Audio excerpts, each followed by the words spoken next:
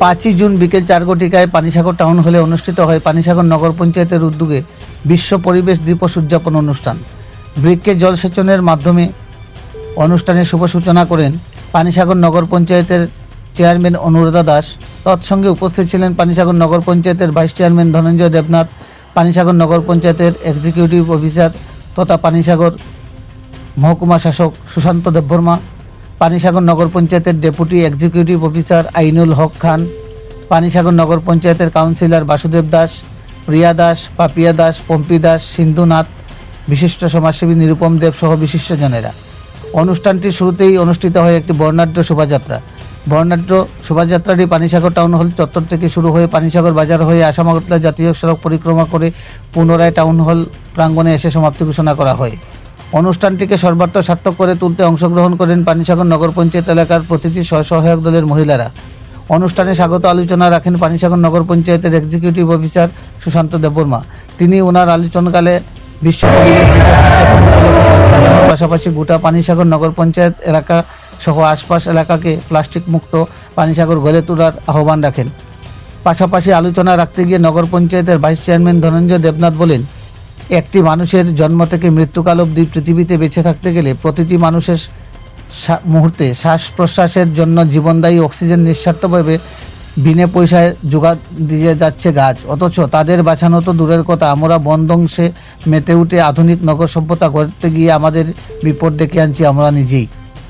তাই আজ থেকে বন ধ্বংস রোকার পাশাপাশি প্রত্যেককে অন্ততপক্ষে মায়ের নামে একটি করে গাছ লাগানোর অঙ্গীকার করতে হবে এবং মা প্রতি সন্তানদের দায়িত্ব পালনের সাথে সাথে গাছ লাগানো এবং লাগানো গাছটিকে পরিচর্যা করে বড় করে তুলতে হবে।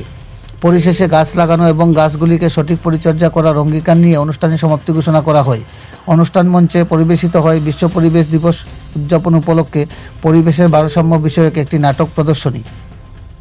পানিসাগর প্রতিনিধি রিপোর্ট, শ্যামলী ত্রিপুরা। কাঁচা লঙ্কা হোক, যে কোনো ধরনের সবজি কোথায় হয়? জমিতে, চাষযোগ্য জমিতে। আর আমাদের এই ক্যারিব্যাগ যদি ওই সকল জমিতে গিয়ে পড়ে, আমরা জানি যে মাটির গুণাগুণ যদি কম থাকে গাছ ভালো হয়। এবার মাটির সাথে যদি ওই ক্যারিব্যাগ মিশে যায়, অটোমেটিক্যালি মাটির গুণটা কমে যায়, ফলে গাছ বড় হবে না বা ফলন ভালো হবে না। আর যদি ফলন ভালো না হয়, আজকে মনে করেন এই পানিসাগর অঞ্চলে 10 জন কৃষক আছে, তো 10 জন কৃষকের 10টা জমি আছে। তার মধ্যে যদি দেখা যায় গত বছর খুব ভালো ফলন হয়েছে, আর এইবার 5 জন কৃষকের জমিতে ফলন হয়েছে, আর বাকি 5 জন কৃষকের জমিতে 3 ভাগের 1 ভাগ হয়েছে মাত্র, যেটা গত বছর হয়েছিল 100 ভাগ, এবার 100 ভাগের মনে করুন 3 ভাগ বা 1 ভাগ হয়েছে। কি হবে? যেহেতু ফলন কম হয়েছে, ওই সবজিটা বাজারে দাম বাড়বে। কেন? আমরা মানুষ দিন দিন বাড়ছে, মানুষের সংখ্যা, জনসংখ্যা বাড়ছে, ক্ষেতের জমি কিন্তু বাড়ছে না। আর ক্ষেতে এই মাটিটাকে আমরাই নষ্ট করছি করে, যার ফলে আমাদের যে কৃষিজ যা দ্রব্য আছে তার ফলন কমছে দিন দিন। আজকে যদি ওই যে বললাম আমি প্রথমে 10 জন কৃষক, এই 10 জন কৃষকের জমিতে যদি সম্পূর্ণ জমিটা নিয়ে যদি আজকে ঝিঙ্গে হতো বা কাঁচা লঙ্কা যদি হয়, তাহলে ঝিঙ্গাটার দাম বাজারে কিন্তু কম থাকে। কিন্তু কৃষক পরিশ্রম করে যাচ্ছে, কিন্তু ওই মাটির গুণাগুণ কম হওয়ার কারণে ফলন ভালো হচ্ছে না। মোদিজি যে জিনিসটা বলেছেন, মার নামে একটা গাছ লাগানো, তো যাতে এখানে যারা এসেছেন প্রত্যেকে নিজ নিজ বাড়িতে নিজের মায়ের নামে একটা গাছ বাড়িতে লাগাবেন এবং সেই গাছকে আপনারা যাতে সেই গাছকে রক্ষণাবেক্ষণের দায়িত্ব আপনারা নেবেন, সেই গাছটা যাতে ধীরে ধীরে বড় হয়ে উঠে।